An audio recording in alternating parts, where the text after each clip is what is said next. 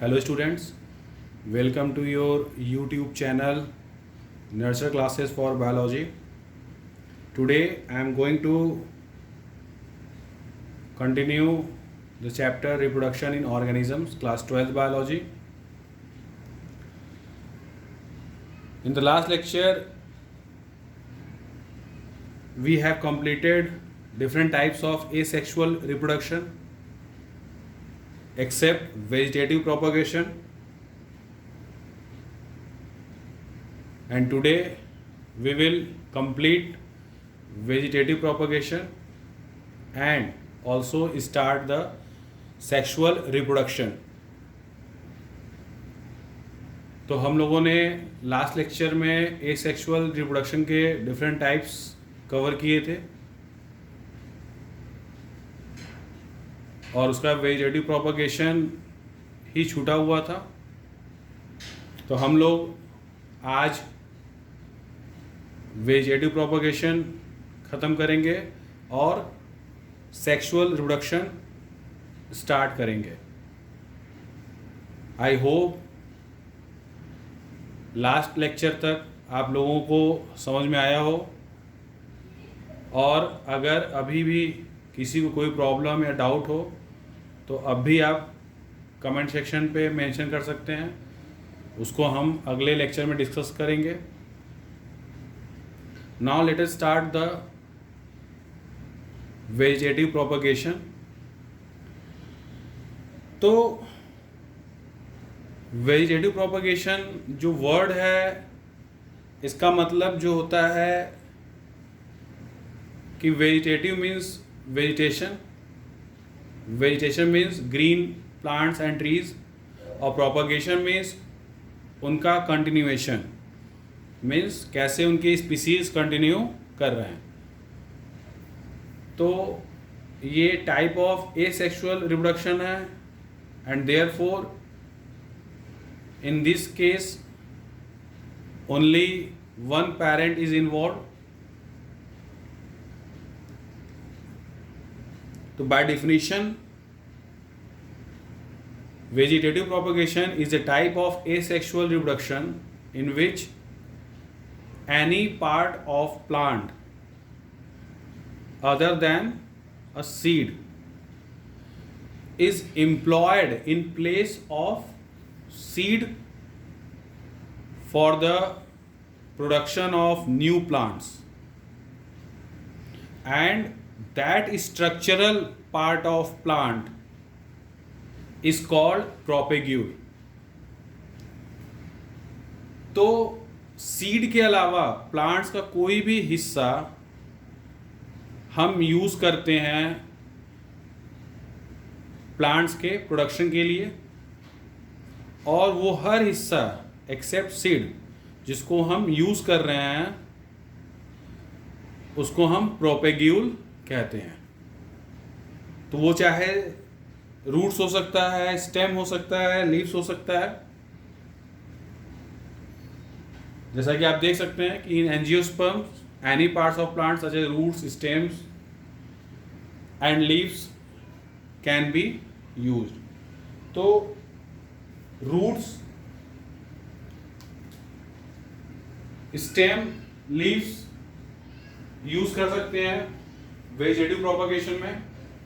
तो इस roots, stem, leaves को हम प्रोपेग्यूल कहते हैं। तो जो सबसे पहला टाइप है वो है रूट्स। तो बाय रूट्स, तो modified tuberous root of sweet potato, tapioca, yam, dahlia and dinospora can be propagated vegetatively. तो इनको हम वेजिटेटिवली प्रोपगेट कर सकते हैं। तो इनके जो modified tuberous roots होते हैं वो due to storage of food वो swollen होते हैं, और when they are planted in soil they germinate and produce new plants. तो उनको हम सिंपली सॉइल में हम प्लांटेड कर देते हैं और वहां से जर्मिनेट होता है।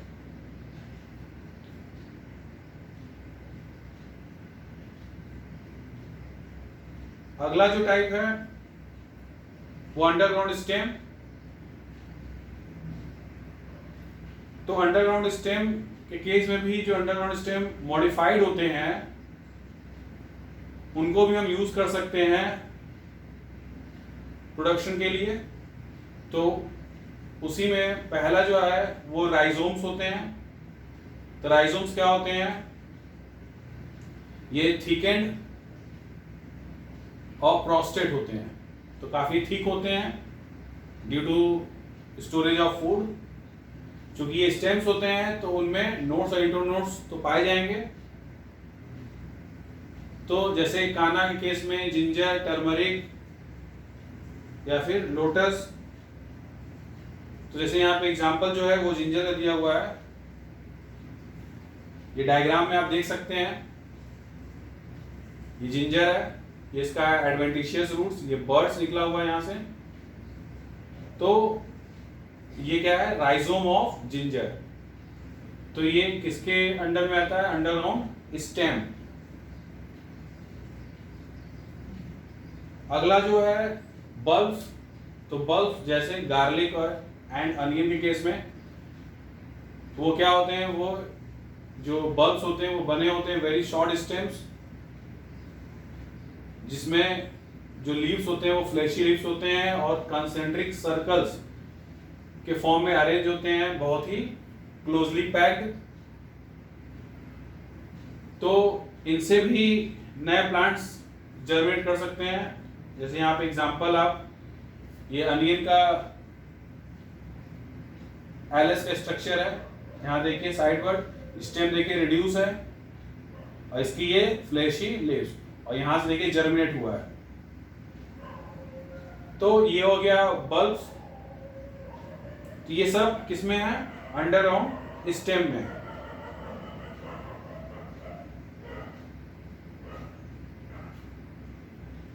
Next one is tubers. ये भी स्टेम में ही आता है। जैसे पोटैटो, तो उसके जो आइज होते हैं जो कि नोड्स को रिप्रेजेंट करते हैं, तो उसी नोड से डेवलप करता है बर्ड्स और उसी बर्ड से न्यू प्लांट्स ग्रो करता है। जैसा कि एग्जांपल में आप देख सकते हैं इस डायग्राम में, ये पोटैटो है, ये आई से ही एक्सिलरी बर्ड वो निकला हुआ है, ये नोड्स होते हैं और उसी से नए प्लांट जर्मिनेट करते हैं। ये शूट, ये रूट्स, तो ये ट्यूबर्स।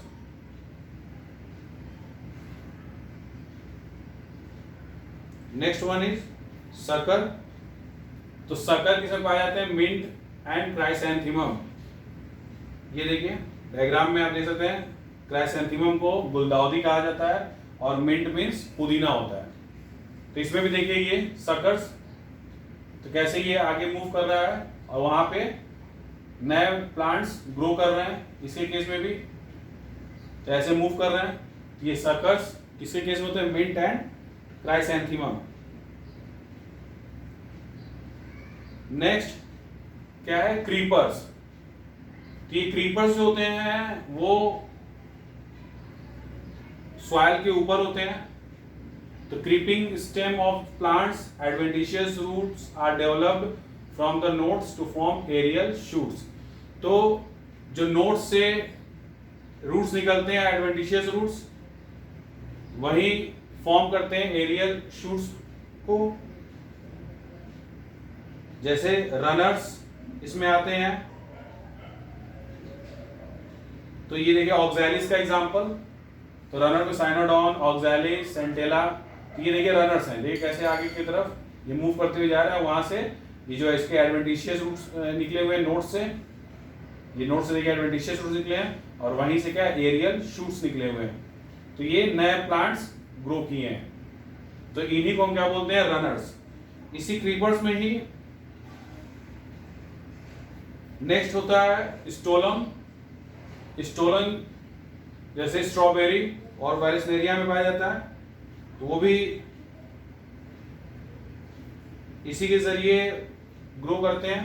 ये देखें स्ट्रॉबेरी का, ये देखें ये स्टोलोन, एक यहाँ है प्लांट, फिर ये आगे मूव किया और यहाँ से फिर नया प्लांट ये जर्मिनेट किया हुआ है। तो ये आपको एग्जाम्पल और वो कौन सा टाइप है आपको ये याद करना पड़ेगा। अगला जो है क्रीपर्स में ऑफसेट, वाटर हाइसिंथ जिसको इकोर्निया कहते हैं, और पिस्टिया। तो ये जो जलकुंभी जिसको हिंदी में बोलते हैं जलकुंभी, इसके बारे में भी हमें पढ़ना है, स्पेशल केस है। तो ये देखिए ऑफसेट, ये पूरा वाटर बॉडी है, यहां से एक प्लांट, फिर ये आगे मूव किया, अगला यहां से। तो ये सब क्या है एडवेंटिशियस रूट्स, क्योंकि दो टाइप्स के टैप रूट और एडवेंटिशियस रूट्स। तो adventitious roots other than radical, और जो रेडिकल्स निकलता है उसको क्या बोलते हैं टैप रूट। तो देखिए ये वाटर बॉडी से रूट पॉकेट भी है। तो ये ऑफसेट का एग्जांपल क्या हो गया, eichhornia and pistia. And next one is leaves. तो some plants produce adventitious buds on their leaves notch. तो लीव्स के नॉच पे क्या होते हैं एडवेंटिशियस बर्ड्स प्रोड्यूस होते हैं, और वही एडवेंटिशियस बर्ड्स छोटे छोटे प्लांटलेट्स प्रोड्यूस करते हैं। वो प्लांटलेट्स फिर लीव से सेपरेट होकर सॉइल में प्रेस होते हैं और वहां जर्मिनेट करते हैं। For example Bryophyllum and begonia. तो ये देखिए ये ब्रायोफाइलम और ये बेगोनिया। तो इनके देखना है ये बर्ड्स, ये नॉचेस इसको बोलते हैं लीफ नॉच। ये देखिए लीफ नॉचेस हैं ये देखिए लीफ नॉचेस। तो ये लीफ नॉच, तो लीफ से ही नए प्लांट्स ग्रो कर रहे हैं।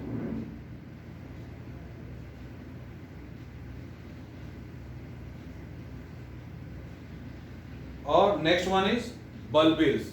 तो ये बल्बिल्स क्या होते हैं, ये एक्सिलरी बर्ड्स होते हैं और वो भी फ्लैशी होते हैं, जो कि लीव्स के एक्सिस से डेवलप करते हैं। For example dioscorea, globba, oxalis, agave. तो ये देखिए तीनों के डायग्राम है, ये डायस्कोरिया, ऑक्सैलिस, अगेव। तो ये देखिए बल्बिल, तो ये इसी को बोलते हैं बल्बिल। तो जहां लीफ की एक्सिस होती है वहीं पर ये फ्लैशी एक्सिलरी बर्ड्स डेवलप करते हैं और उसी से नए प्लांट्स ग्रो करते हैं। तो बल्बिल्स के एग्जांपल जो हैं वो ऑक्सैलिस भी हैं, अगेव, डायस्कोरिया। ये कुछ एग्जांपल उसके वेजिटेटिव पार्ट्स, और ये किसमें पाए जाते हैं, कौन कौन से प्लांट्स होते हैं जो कि इन पार्ट्स के जरिए रिप्रोड्यूस करता है वेजिटेटिवली। ठीक है, जैसे roots dahlia, asparagus, darbegia, guava, tapioca. फिर स्टेम में आ गया tubers, potato and artichoke. Bulbs में garlic and onion, rhizome, ginger, turmeric, banana, dryopteris. Corms, colocasia, crocus. Suckers, mint and chrysanthemum. Runners, oxalis and centella. Stolons, jasmine, offset, pistia, eichhornia. Leaves, bryophyllum, begonia, kalanchoe. Bulbils, agave, lily, dioscorea. And aquatic plants के कुछ flashy birds. तो ये आपके generally exams में आते हैं, objective में, competitive exam में भी पूछे जाते हैं कि कौन किसका टाइप है, या इस एग्जाम्पल में पूछा जाता है ये किस टाइप का वेजिटेटिव पार्ट से ग्रो करता है, रिप्रोड्यूस करता है। तो लास्ट वन इज जो स्पेशल केस है वाटर हाइसिंथ के बारे में जानना, जिसको टेरर ऑफ बंगाल भी कहते हैं। तो इसे टेरर ऑफ बंगाल क्यों कहते हैं, तो ये मोस्ट इन्वेसिव वीड्स में से एक है, और कहीं भी स्टैंडिंग वाटर, कहीं भी अगर रुका हुआ पानी रहेगा वहां पे बहुत तेजी से ये ग्रो करता है। और जब ये ग्रो करता है तो इतना प्रोफ्यूजली ये ग्रो करता है कि वाटर सरफेस को पूरी तरीके से कवर कर देता है, ढक देता है, जिससे वाटर का फर्दर डिसोल्यूशन ऑक्सीजन से नहीं हो पाता है। तो उसमें ऑक्सीजन डिसॉल्व नहीं हो पाता है, कांटेक्ट ब्रेक हो जाता है, due to covering of water surface. और आफ्टर डिकम्पोजिशन ऑक्सीजन जो होता है वाटर बॉडीज का वो पूरा ड्रेन हो जाता है, जिसकी वजह से वाटर या aquatic animals due to scarcity of oxygen वो डेथ होने लगती है। तो ये सिर्फ इंडिया में इसलिए इंट्रोड्यूस किए गए थे क्योंकि इनके जो लीव्स के काफी यूनिक स्ट्रक्चर होता है, शेप होता है, और इनके फ्लावर्स काफी ब्यूटीफुल और प्रेटी होते हैं, तो इसीलिए इनको इंट्रोड्यूस किया गया था इनकी सुंदरता के लिए। और ये बहुत तेजी से ग्रो करते हैं, फेनोमिनल रेट। ये वाटर हाइसिंथ के बारे में। तो जनरली एसेक्सुअल रिप्रोडक्शन जो है वो मोस्ट कॉमन मेथड होता है सिंपलर ऑर्गेनिज्म में, जैसे एल्गी एंड फंजाई। लेकिन ये सारी चीजें वो फेवरेबल कंडीशन में करते हैं, लेकिन जब अनफेवरेबल कंडीशन होता है तो वो सेक्सुअल रिप्रोडक्शन की ओर शिफ्ट कर जाते हैं। तो इस तरह से हमारा जो है एसेक्सुअल रिप्रोडक्शन फिनिश होता है। अगला जो है सेक्सुअल रिप्रोडक्शन। तो सेक्सुअल रिप्रोडक्शन का डिफिनीशन हम लोग फर्स्ट लेक्चर में पढ़े थे कि सेक्सुअल रिप्रोडक्शन में क्या होता है, involves the fusion of male and female gametes by the process of fertilisation. तो इसमें क्या होता है, मेल एंड फीमेल गैमेट्स का इन्वॉल्वमेंट होता है, उनका फ्यूजन होता है, और जिस प्रोसेस से फ्यूजन होता है उसको बोलते हैं फर्टिलाइजेशन, जिसका प्रोडक्ट क्या होता है, जाइगोट। तो जाइगोट का फॉर्मेशन होता है। तो ये जो गैमेट्स होते हैं वो आइदर सेम इंडिविजुअल प्रोड्यूस कर सकते हैं या फिर different individuals of the opposite sex. तो opposite sex means male and female. Since it is the involvement of two partners or two different gametes, therefore the offsprings which are produced are not identical to the parents or amongst themselves। चूंकि इसमें दो partners या दो types के gametes का involvement होता है, जिसके फ्यूजन से ऑफस्प्रिंग प्रोड्यूस होते हैं, और वो ऑफस्प्रिंग किसी भी पेरेंट्स के आइडेंटिकल नहीं होते हैं, ना ही वो आपस में आइडेंटिकल होते हैं। जैसा कि एसेक्सुअल रिप्रोडक्शन में वो आइडेंटिकल होते हैं, और मॉर्फोलॉजिकली जेनेटिकली आइडेंटिकल होने की वजह से उनको क्लोन्स भी कहा जाता है। But in sexual reproduction the offsprings are genetically and morphologically not identical. तो ये सेक्सुअल रिप्रोडक्शन।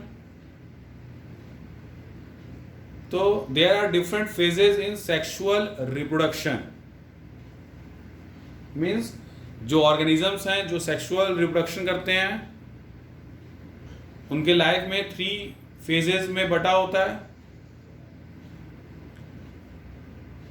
तो पहला जो फेज होता है वो जुवेनाइल फेज होता है। तो ये फर्स्ट जो है वो जुवेनाइल फेज है। लेकिन जुवेनाइल फेज जो होता है वो प्लांट के केस में वेजिटेटिव फेज कहा जाता है, बट एनिमल्स के केस में हम जुवेनाइल फेज कहते हैं। और ये कब से कब तक का फेज रहता है, मीन्स लाइफ को किसी जो ऑर्गेनिज्म होते हैं सेक्सुअली रिप्रोड्यूस करते हैं उनके लाइफ को 3 फेजेस में डिवाइड किया गया है। First one is juvenile phase, और ये फेज क्या होता है, it is the period of growth from birth to reproductive maturity. तो रिप्रोडक्टिव मैच्योरिटी तक ग्रोथ जो हो रहा है बर्थ से रिप्रोडक्टिव मैच्योरिटी तक, उस फेज को हम क्या बोलते हैं, उस ड्यूरेशन को हम क्या बोलते हैं, जुवेनाइल फेज। और यही period of growth from birth to maturity which is also called as flowering period, उसको क्या बोलते हैं, वेजिटेटिव फेज, या दो फ्लावरिंग के बीच का जो ड्यूरेशन होता है उसको भी हम वेजिटेटिव फेज कहते हैं. Inter flowering period is also known as vegetative phase. तो ये ग्रोथ का पीरियड होता है, ग्रोथ का फेज होता है. Next one is reproductive phase. तो रिप्रोडक्टिव फेज क्या होता है? It is the phase in which the organism reproduce sexually. तो जिस फेज में ऑर्गेनिज्म, ये ड्यूरेशन होता है जब तक जो ऑर्गेनिज्म होता है वो सेक्सुअली रिप्रोड्यूस करता है, उसी फेज को हम क्या बोलते हैं, reproductive phase. And the third one is senescent phase. Senescent phase क्या होता है? ये फेज होता है वो रिप्रोडक्टिव मैच्योरिटी से डेथ ऑफ एन ऑर्गेनिज्म तक होता है, जिसमें क्या होता है कि धीरे धीरे, ग्रेजुअली, धीरे धीरे बॉडी का डिटीरियोरेशन होता है. मीन्स डैमेज धीरे धीरे पार्ट वाइज होता रहता है. धीरे धीरे उसके ऑर्गन्स, पार्ट्स होते हैं, धीरे धीरे डैमेज होते हैं. मीन्स नॉन फंक्शनल होना स्टार्ट हो जाते हैं. And finally leads to the death of an organism. और फाइनली क्या होता है, उसका डेथ हो जाता है. तो ये जो फेज होता है ये सेनेसेंट फेज होता है. तो चाहे प्लांट्स हो चाहे एनिमल्स हो, दोनों के लिए सेनेसेंट टर्म यूज किया जाता है, या फिर रिप्रोडक्टिव भी दोनों के लिए सेम यूज किया जाता है.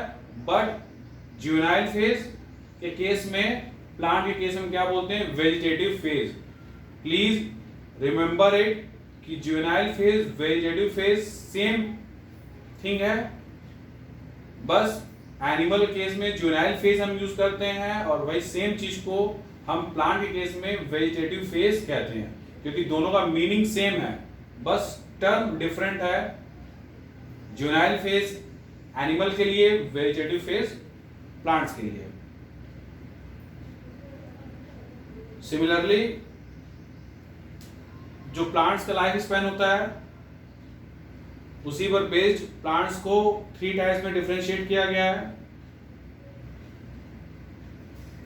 कुछ प्लांट्स एनुअल प्लांट्स कहे जाते हैं.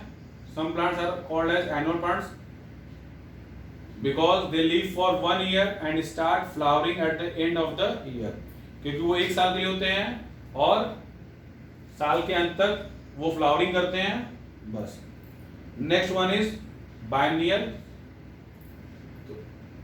ये स्पेलिंग रॉन्ग हो गया, IALs होगा. तो बाइनियल प्लांट्स,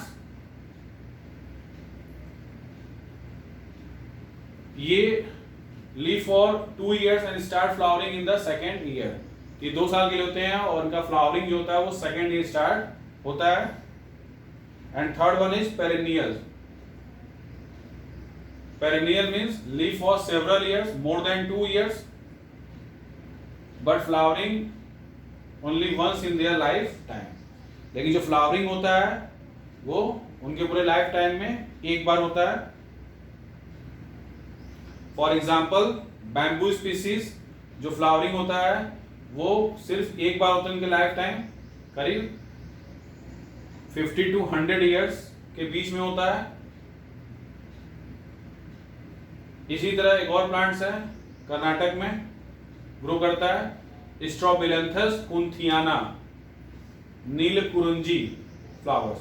ये हर 12 साल पे एक बार फ्लावरिंग होता है और ये बहुत ही डेंस फ्लावरिंग होता है.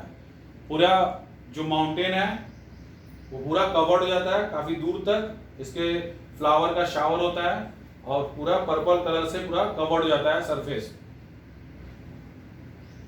तो याद रखिएगा, it is very important. Strobilanthes kunthiana, Neelakurinji, ये हर 12 साल पे एक बार फ्लावरिंग होता है.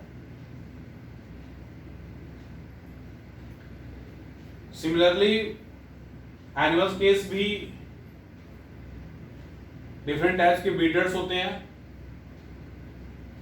जो पहले होते हैं वो सीजनल ब्रीडर्स, जैसे जो मैमल्स होते हैं वो सिर्फ फेवरेबल सीजन में मेटिंग करते हैं अपने रिप्रोडक्टिव फेज के दौरान, इसीलिए इनको सीजनल ब्रीडर्स कहते हैं.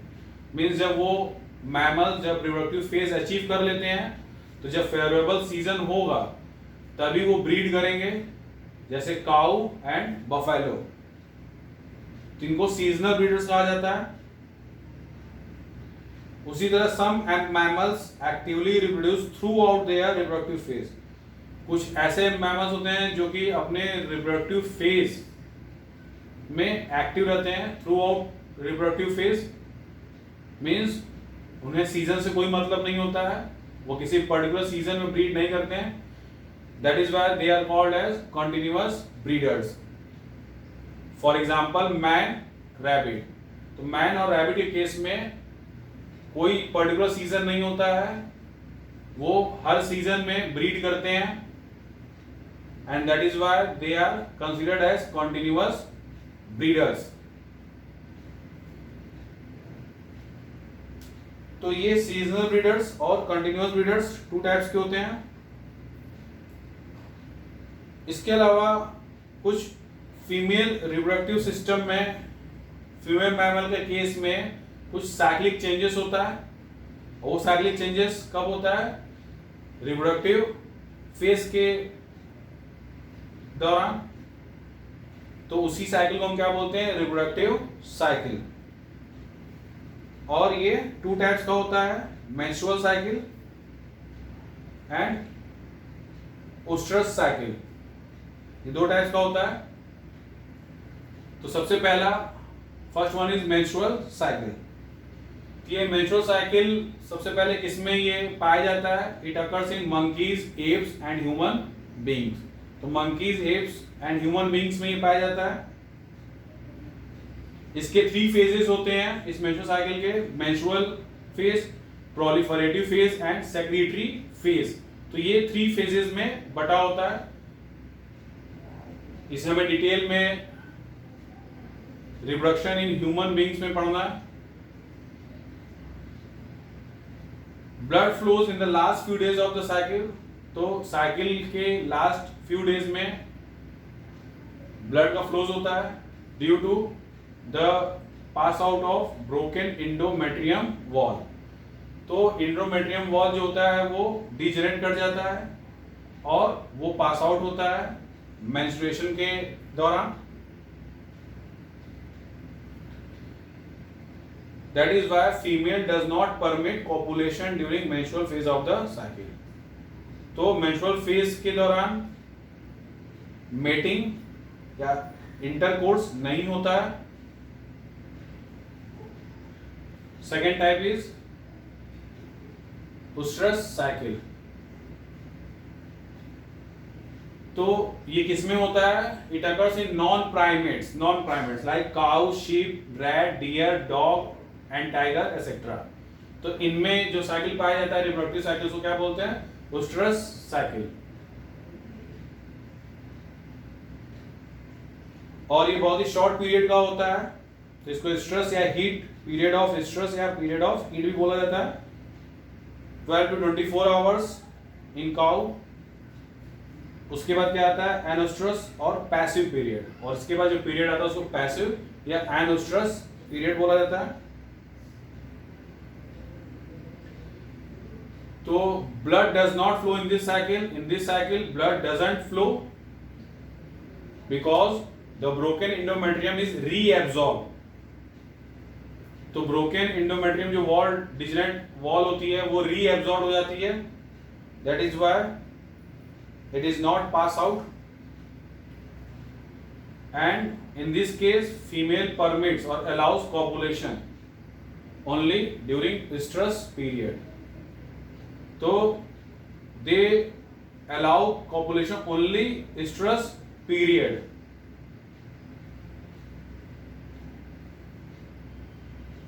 तो ये estrus cycle. Similarly both in plants and animals hormones are responsible for the transition between the different phases of life cycle.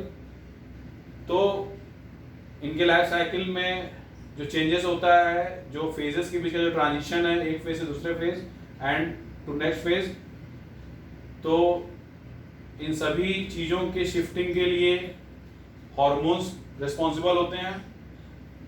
इसके अलावा interaction between hormones and environmental factors, तो हार्मोन्स और जो इन्वायरमेंटल फैक्टर्स है ऑर्गेनिज्म के surrounding, तो वो interaction भी रिप्रोडक्टिव प्रोसेसेस को रेगुलेट करता है।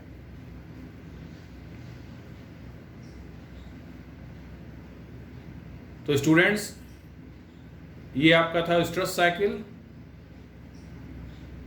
नेक्स्ट लेक्चर में हम सेक्सुअल रिप्रोडक्शन को आगे कंटिन्यू करेंगे, जिसमें different events of sexual reproduction है, और उसके बाद हमारा सेकेंड चैप्टर जो होगा वो sexual reproduction in flowering plants, जिसमें हम फ्लावरिंग प्लांट्स के सेक्सुअल रिप्रोडक्शन के बारे में डिटेल में पढ़ेंगे।